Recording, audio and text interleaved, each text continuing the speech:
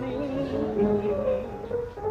Every minute he gets bolder, and always leaning on my shoulder.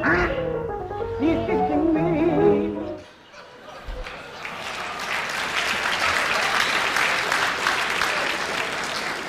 Of course, after agreeing sound was the way to go, the next step was obvious: to find a way to make this quality entertainment louder. And though we've gone about this in a little roundabout way, it gets us to our next awards for advancements in theater loudspeaker systems. Just keep drinking. While there have been many notable improvements to cinema loudspeaker systems since their advent in the 1920s, there have been really only 4 creations of significant advancements since that time.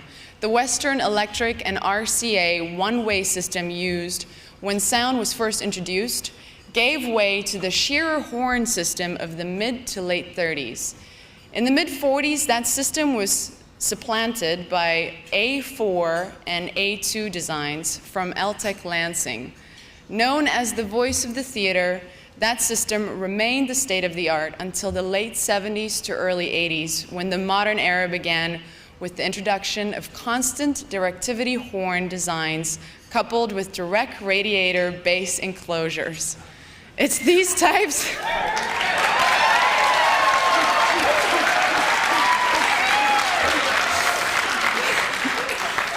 I'm taking you all home.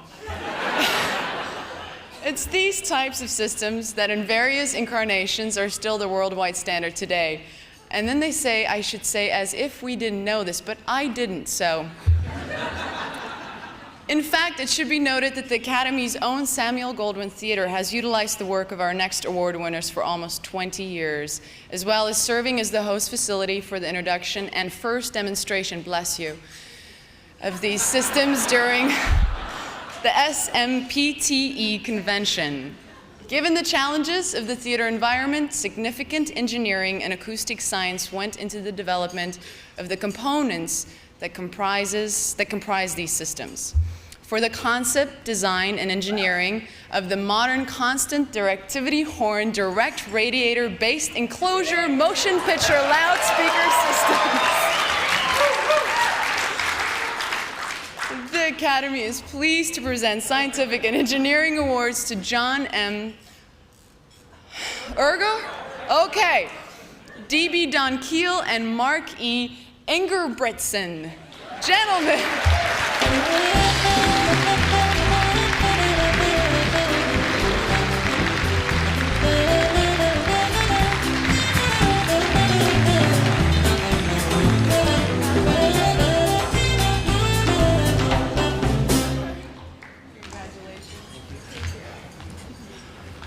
Well, since I'm first up here, I'll have a few words first. The last thing in our mind when we demonstrated this system 20 years ago at the Goldwyn Theater was that we would ever unseat the venerable voice of the theater system. What really amazes me in retrospect now is the rapidity with which that whole thing happened, and I can only accredit it to new building interest in the theater business itself. The exhibitors really adopted the new system.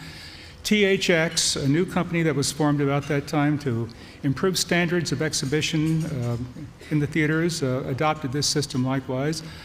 I have to include in this acknowledgement Dan Ross, the late John Bonner, and others at the Academy who spearheaded the installations which you saw on screen just a moment ago. Last but not least, let me say that there's only one company that I know of that could have pulled together the resources to make all this happen, and that, of course, is a name you've seen on just a moment ago. That's JBL Professional in the true spirit of James B. Lansing. Thank you very much.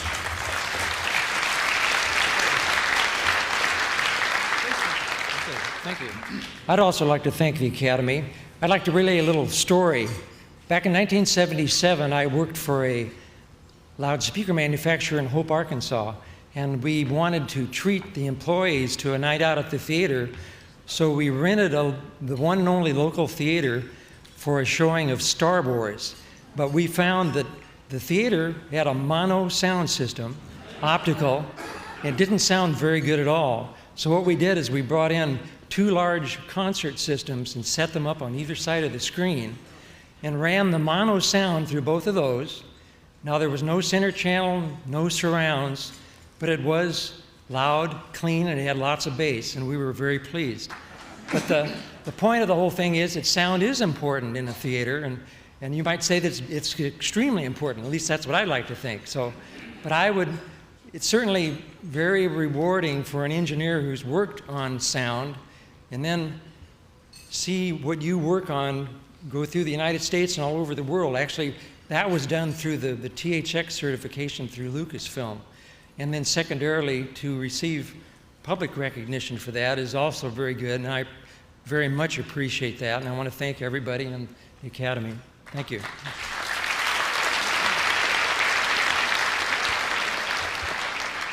I would also like to express my thanks to the Academy, to the Technical Committee, and in addition, I'd like to recognize the contributions of Mark Gander, JBL Professional, for his continued support.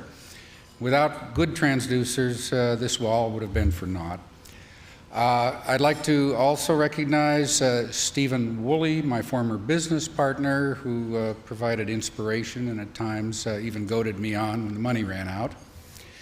And I'd also like to recognize the late Robert Bird, who collaborated on the design of power amplifiers that incorporated onboard signal processing that made this both viable and timely, well before actually its time in terms of signal processing. And finally, I'd like to also recognize my wife Romy, who's with us tonight, and our daughter Amy. Thank you. Thank you.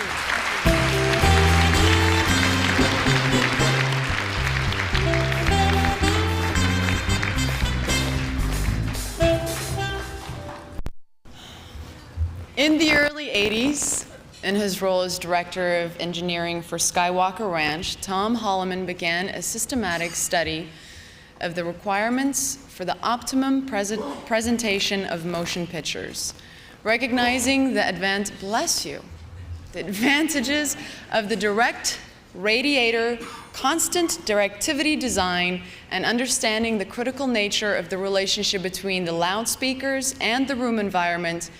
He used infinite baffle techniques with an absorbent face to improve the low frequency quality and minimize the reflected energy off the screen itself.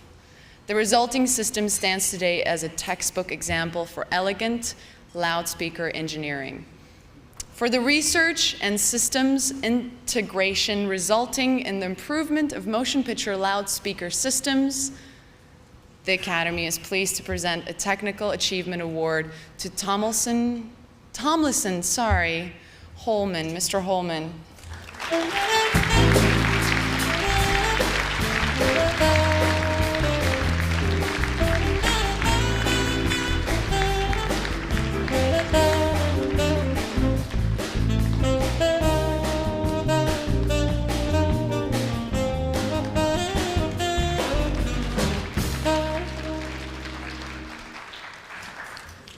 Well, I'd like to thank the Academy, of course, and the members of the committee that did this work. I'd like to recognize my mother, who, as a young actress, a very beautiful woman, as a high school actress, had the choice of going to Hollywood or staying home, and she stayed home and had boys. So here I am, a lot later. I'd like to thank John Eargle, who answered the call when I called up and said, I'd like to combine these two different things, and what should we do, and how could we use elements of this? He's been a colleague for many years. I'd like to recognize my mentor, Henry Close, who recently passed away, but who made the markets for the loudspeakers that we generally use at home today and for projection television. So all of our work here in the Academy owes something to him because it created this whole thing called home theater where our products are being sold today. And finally, I'd like to thank my partner of 21 years, Fritz Koenig, who is usually 2 steps ahead of me. I'm just running to keep up. Thank you very much.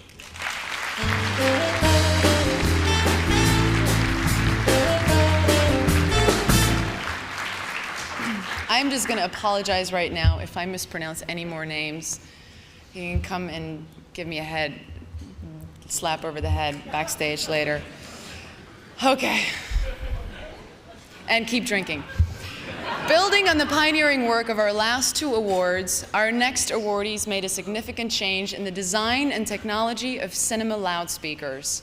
Their system employed filtered line arrays to control directivity to large acoustical spaces and shaped waveguides to help push sound through the little holes in the screen material. Their innovative design is on the leading edge of the new generation of cinema loudspeaker systems.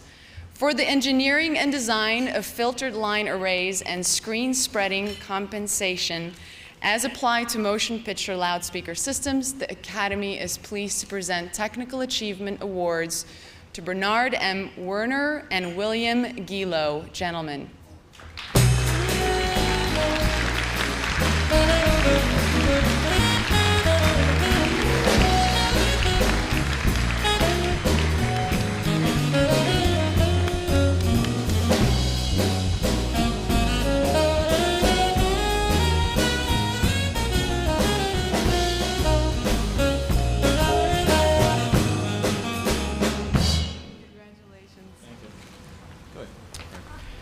Well, thank you. Well, as we know, one of the things that's often taken for granted in the cinema industry is the sound, especially in a commercial auditorium where the patrons are paying to experience the fine work everybody does.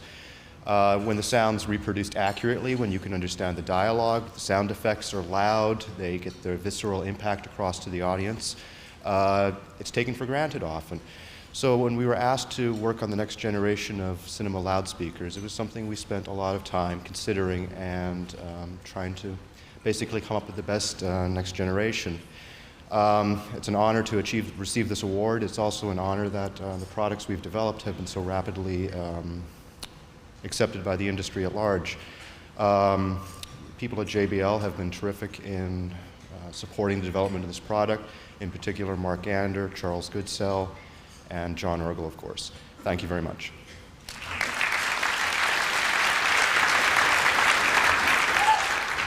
I'd like to thank the Academy for the privilege of being here tonight and for being honored. What I like to do best is loudspeakers and make sound, make good sound. I'd like to thank George Osberger and Don Keele and John Eargle for sharing all of their knowledge and experience in helping me do what I do, and I'd like to thank Bernie for making what we wanted to do actually really work. So thank you.